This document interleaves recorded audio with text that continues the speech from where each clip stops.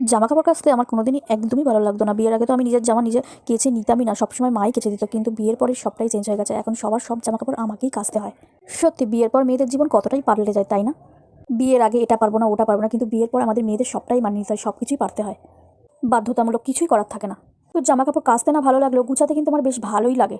Hello everyone, কেমন আছো তোমরা সবাই? আশা করছি সবাই ভালো আছে। আমি সীমা চলে এসেছি আর একটা নতুন ভিডিওর সাথে তোমাদের কাছে। বিয়ের আগে ভিডিও বানাতে ভালো লাগলেও বিয়ের পরে আমার একদমই ভিডিও বানাতে ভালো লাগতো না। আজকে বিয়ের 6 মাস হয়ে গেলো, তার এতদিন পরে আমি একটা ভিডিও তোমাদের সামনে নিয়ে এলাম। তো এখন বাজে সন্ধ্যে 7টা, বর এখনও কাজ থেকে ফেরেনি, অনেক সকালে অনেক ভোরেই গেছে। সন্ধ্যেবেলা আমার সেরকম কোনো কাজ থাকে না, তাই বসে বসে কচুরলতিগুলো ছাড়াচ্ছি। বাপের বাড়িতে খুব একটা কচুরলতি আমি কোনোদিন খাইনি, কিন্তু শ্বশুরবাড়িতে আমার সবাই কচুরলতি খেতে খুবই পছন্দ করে। কিন্তু সকালবেলা ওই কচুরলতি ছাড়িয়ে রান্না করার টাইমটা আমার হয় না, তাই আমি রাত্রিবেলায় যতটা পারি সম্ভব কচুরলতি নিলে ছাড়িয়ে রাখি। আর তোমরা তো জানো কচুরলতি ছাড়ানোর কতটাই ঝামেলা। বর কালকে সকালে টিফিন নিয়ে যাবে, তাই ভাবলাম বসে বসে আর কী করবো, কচুরলতিগুলোই ছাড়িয়ে রাখি। আর তোমরা কি জানো, আমি কিন্তু কচুরলতি ছাড়াতেও পারতাম না বিয়ের আগে। বিয়ের পরে আমার শাশুড়ি আমাকে শিখিয়ে দিয়েছে কচুরলতি কী করে ছাড়াতে হয়। সত্যি কথা বলতে আমি বিয়ের আগে কিছুই পারতাম না সেরকম ভালো করে, বিয়ের পরেই আমার সব কিছু শেখা।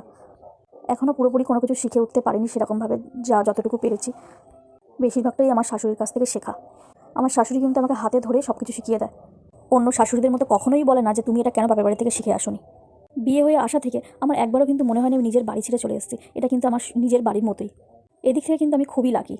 তো আজকের ভিডিওটা এই পর্যন্ত। তোমাদের কার কার ভিডিওটা ভালো লাগলো অবশ্যই কমেন্ট করে আমাকে জানিও। আর ভিডিওটা যদি ভালো লাগে লাইক করে দিও একটা, তাহলে আমি অন্য নতুন নতুন ভিডিও তোমাদের জন্য করতে পারবো। আজকের মতো এইটুকু, বাই।